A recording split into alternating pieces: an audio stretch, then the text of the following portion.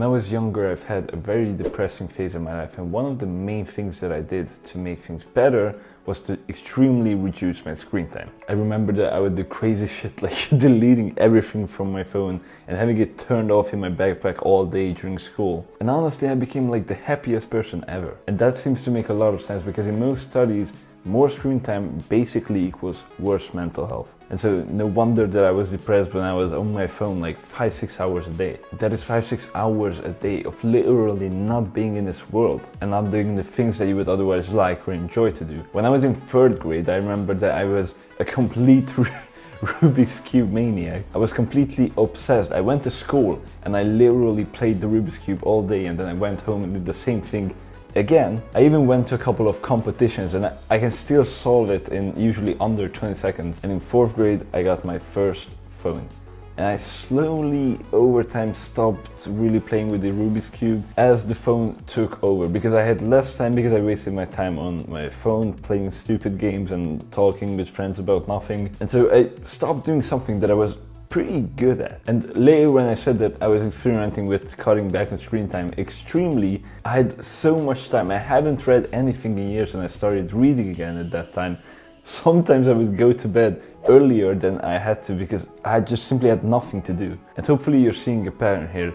Screen time literally steals your time. When I was in 11th grade, I was sitting in the classroom in English class and the teacher asked how much people were sleeping, who was sleeping more than 8 hours. And I was, no joke, the only person who put his hand up. And then everybody said how much they slept on average, and everyone said something like 6 hours or something. I said 9 hours, and everybody looked at me like, how the fuck do you have time to sleep that much? And I was like, I don't know, man. I just use my time well. I go to the gym almost every day too. I'm learning my 4th language. I'm also still getting good grades in school. And this was because everybody else was going home and being on TikTok for like 3 hours. And that's exactly why they didn't have time to even sleep. Now, here is my screen time. While recording this, I don't even know how much it's gonna be, but usually I'd say it's like 3 hours a day. And so let's say you're gonna live for 80 years and we start counting when you're 20 and you're doing 3 hours of screen time every day. If you put that into a calculator, that's 7.5 years. In that period of time, a kid goes from not even existing, not even being in the womb, to learning to read. In that amount of time, you can read more than 9,000 books. I really want you to just think about it for a second.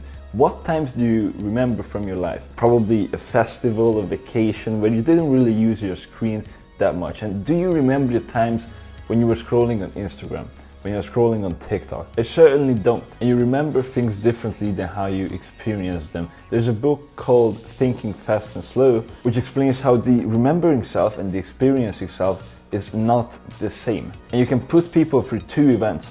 One of them was objectively painful because they were feeling pain for a longer amount of time, but they will still choose that one because the remembering self will remember that as less painful. And so that raises the question, and I think pretty much answers it as well, which is that should you live for your experiencing or for your remembering self?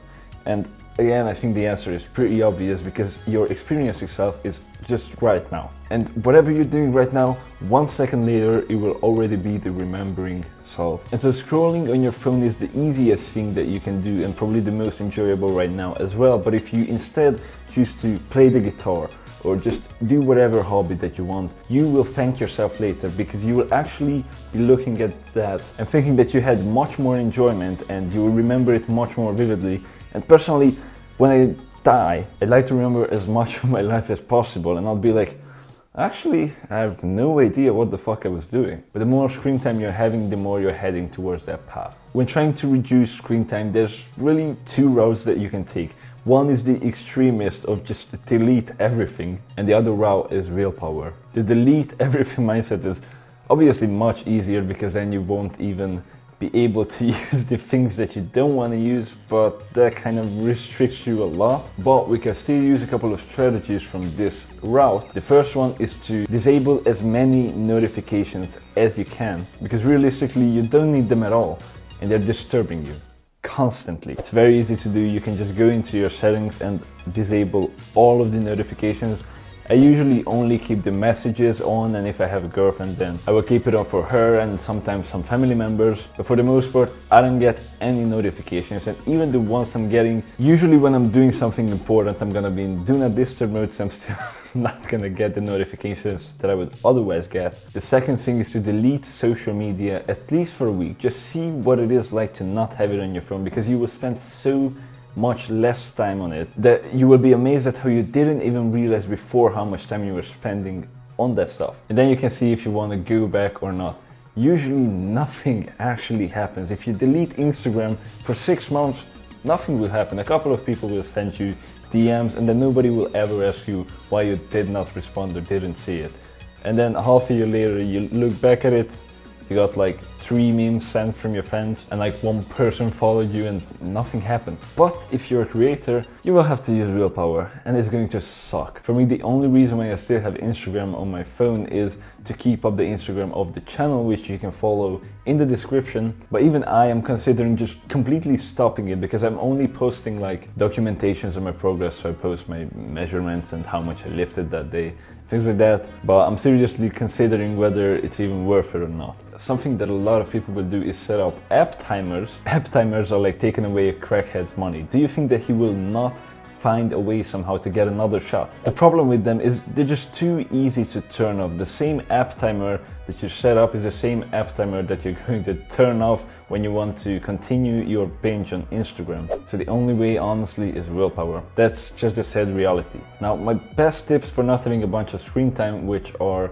mostly again based on willpower, are: first, set a daily max timer and follow it. So just imagine a time for yourself. Like, I want to spend the maximum of 2 hours per day on my screen and not more, and follow it. This won't be a screen timer, an app timer, or whatever the fuck. You will have to keep track of it, and you will have to use willpower to not go over that, and that way you will be much more mindful about when and for what you're using your phone. And even if you go over a little bit, don't give up. Don't have this all or nothing mentality where if you go over with 5 minutes, you'll be like, oh, I already fucked up today, so I'll just binge Instagram for 6 hours. Finish the test that you wanted to do, you went over with 5 or 10 minutes, doesn't matter, and then you just stop, and you won't repeat the same thing again. Second really good tip is to try to go as long as you can without using your phone after waking up. This also gives you a lot more peace in your mornings, and you won't accidentally scroll for 15 minutes on Instagram and then be late for work and have to rush.